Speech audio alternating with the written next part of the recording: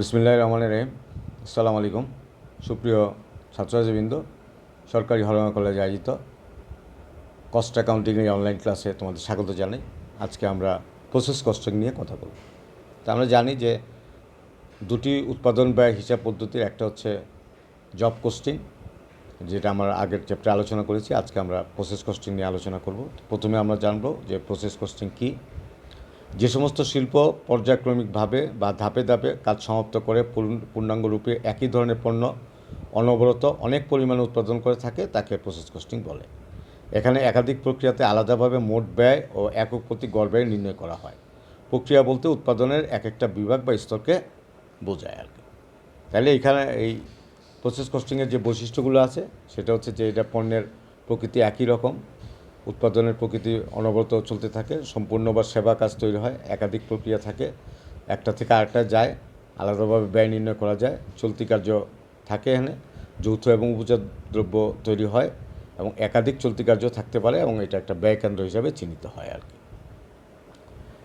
এখন এই যে প্রসেস কস্টিংয়ে, এটা জব কস্টিংয়ে থেকে একটু পার্থক্য আছে এখানে। আর এখানে প্রসেস কস্টিংয়ের যে টাইপস আছে, একটা আছে প্যারালাল প্রসেস কস্টিং বা সমান্তরাল প্রক্রিয়া ব্যয় হিসাব।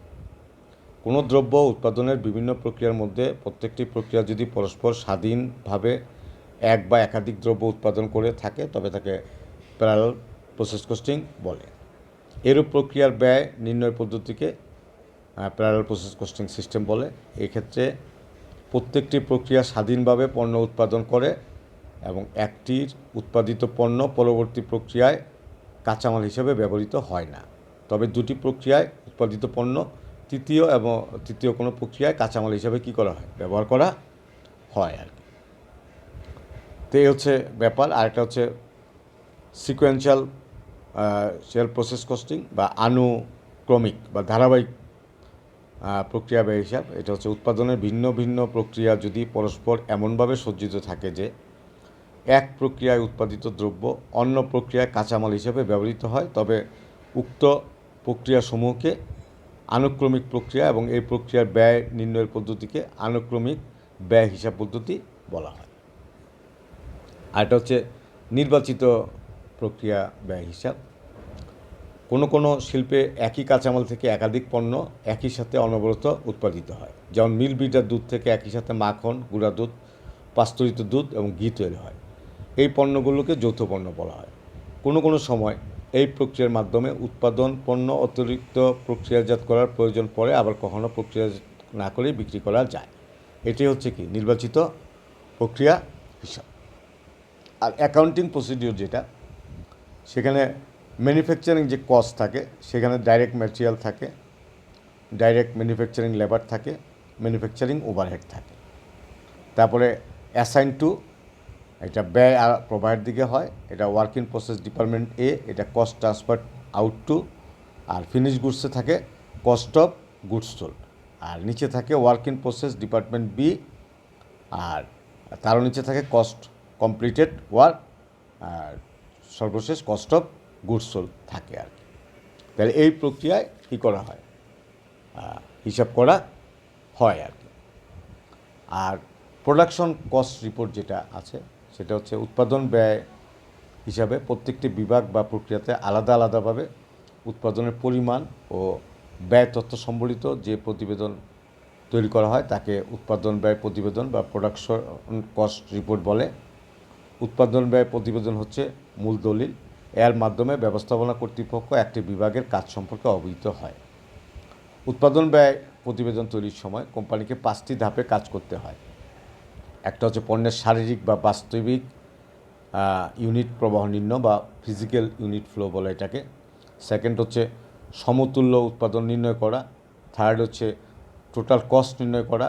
ফোর্থ হচ্ছে একক প্রতি ব্যয় নিরূপণ করা। ফিফথ হচ্ছে ব্যয় সমন্বয় বিবরণী প্রস্তুত করা আর কি। তাহলে এই যে 5টা ধাপ, মানে এই 5টা ধাপের আমরা যেটাকে সিম্পলি বলতে পারি যে prepare a physical unit scheme, compute equivalent unit, summarize total cost, compute unit cost, আর prepare a cost of reconciliation schedule. তা আমরা যদি একটা উদাহরণ হিসাবে ধরি আর কি, যে আমরা মেডিনোভা মার্কেটিং কোম্পানির একটা অ্যাকাউন্টস করব, সেখানে প্রসেস সি আমরা করব, summarize output in physical unit and compute equivalent unit করব।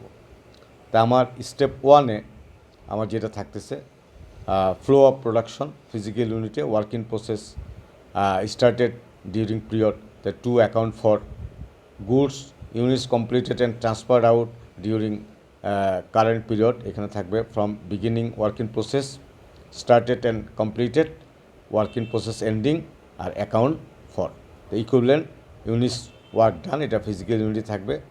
আর ট্রান্সফার্ড ইন কস্টে থাকবে শুধু from beginning work in process started and completed আর ওয়ার্ক ইন প্রসেসে থাকবে। আর ডিরেক্ট মেটেরিয়ালটা ওই তিনটাতেই থাকবে, লেবার ওই তিনটাতেই থাকবে, ওভারহেডটাও কি এই তিনটাতেই থাকবে আর কি। আর summarise total cost to account for compute cost for equivalent unit and assign total cost to units completed and to units in ending work in process, যেটা সেটা স্টেপ 3 এবং স্টেপ 4 যেটা সেখানে আমাদের থাকবে work in process beginning cost added in current period total cost to account for, এখানে total production কস্টে থাকবে তিনটাই থাকবে, টোটাল ট্রান্সফার্ড ইন কস্টে ওই তিনটাই থাকবে, তারপরে ডিরেক্ট ম্যাটেরিয়ালে ওয়ার্ক ইন প্রসেস ছাড়া তিনটা থাকবে, ডিরেক্ট লেবারও প্রথমটা ছাড়া তিনটা থাকবে, ওভারহেডও প্রথমটা ছাড়া এই তিনটা থাকবে। আর স্টেপ 5-এ যেটা সেটা হচ্ছে কস্ট পার ইকুইভ্যালেন্ট ইউনিট, যেটা সেটা হচ্ছে অ্যাসাইনমেন্ট অফ কস্ট, সেখানে থাকবে goods units completed and transferred out, এখানে ওয়ার্ক ইন প্রসেস বিগিনিংটা থাকবে, cost added to beginning work in process in current period থাকবে, টোটাল ফ্রম বিগিনিং ইনভেন্টরি থাকবে, আর স্টার্টেড অ্যান্ড কমপ্লিটেড এটা যোগ করতে হবে। আর total cost of goods units completed and transferred out আর ওয়ার্ক ইন প্রসেস এন্ডিং, এভাবে টোটাল কস্ট অ্যাকাউন্টেড ফর, এইটা দিয়ে অঙ্কটা কী করতে হবে, শেষ করতে হবে আর কি। তাহলে আমাদের এই যে স্টেপগুলো আছে সেই স্টেপগুলো থেকে আমাদের কী করতে হবে, প্রসেস কস্টিং করতে হবে। এবং প্রসেস কস্টিংয়ের যেই প্রক্রিয়া, যে 5টা ধাপ, সেই 5টা ধাপ কী করতে হবে, আমাদের ম্যানেজ করে এই অঙ্কটা করতে হবে। এবং এখানেও কিন্তু ফিফো লিফো পদ্ধতির বিষয় আছে, তারপরে ভারযুক্ত গড় যেটা সেটা আছে, যেটা সুবিধা সেটা কী করতে হবে, সেই হিসাবটা এখানে করতে হবে আর কি। তা আমরা একটা উদাহরণ যদি চিন্তা করি, আমরা ধরলাম যে golden toys limited has 2 process, একটা হচ্ছে ফর্মিং ইন ডিপার্টমেন্ট এ আর ফিনিশিং হচ্ছে department B, for making a high volume children toy. Direct material is introduced at the beginning of the department A and additional direct material is added to the end of the process of department B. Conversion costs are applied evenly throughout both process. As the process in department A is completed, goods are immediately transferred to department B. As goods are completed in department B, they are transferred to finished goods. এখন আমাদের যে তথ্যটা দেওয়া আছে সেটা দেওয়া আছে যে data for the month of মার্চের 2019 সালের ডাটা দেওয়া আছে। সেখানে বলা আছে যে ওয়ার্ক ইন প্রসেসের মধ্যে বিগিনিং ইনভেন্টরি আছে 12,000 ইউনিট, ট্রান্সফার্ড ইন কস্টে আছে 10,900, আর কনভার্সন কস্ট আছে 10,800, টোটাল 21,000। আর ইউনিটস কমপ্লিটেড ডিউরিং মার্চ আছে 44,000, আর ইউনিটস ডিউরিং মার্চে দেওয়া নাই। আর work in process ending inventory আছে 16,000, অর্থাৎ 36.5%। Direct material cost added during March দেওয়া আছে, সেটা হচ্ছে direct labour 15,750, factory overhead applied 47,250 এবং 63,000 টাকা। আর cost transfer in during March আছে, ওয়াইটেড অ্যাভারেজ মেথডে আছে 43,680, আর ফিফু মেথডে আছে 43,610 টাকা। This means that each unit in process is regarded as being fractionally completed with respect to the conversion cost of the present department only at the date of the work in process inventory. আর units started during মার্চে আছে, সেটা আছে যে units completed 44,500 unit, work in process ending আছে 16,000 unit এবং 60,000 unit, আর work in process beginning আছে 12,000 unit, unit transfer to during মার্চে আছে 48,000 ইউনিট। এইখানে অঙ্ক করতে যা আমার competition competition of output in equivalent unit করতে হবে 31 মার্চের জন্য ওয়েটেড এভারেজ মেথডে। আমার সেখানে থাকবে স্টেপ 1, স্টেপ 2 থাকবে। ওয়ার্ক ইন প্রসেস ফেব্রুয়ারির 28-এ 12,000, আর ট্রান্সফার ইন ডিউরিং মার্চ আছে 48,000, টু অ্যাকাউন্ট ফর হবে তাহলে 60,000। তাহলে এটা আমার স্টেপ 1-এর ব্যাপার। আর completed and transfer to during the March আছে হলো 44,000, আর ওয়ার্ক ইন প্রসেস মার্চের 11-তে আছে 37%। টোটাল তাহলে ইউনিটস অ্যাকাউন্টেড ফর ওয়ার্ক ডান এর ডেট হলো 60,000।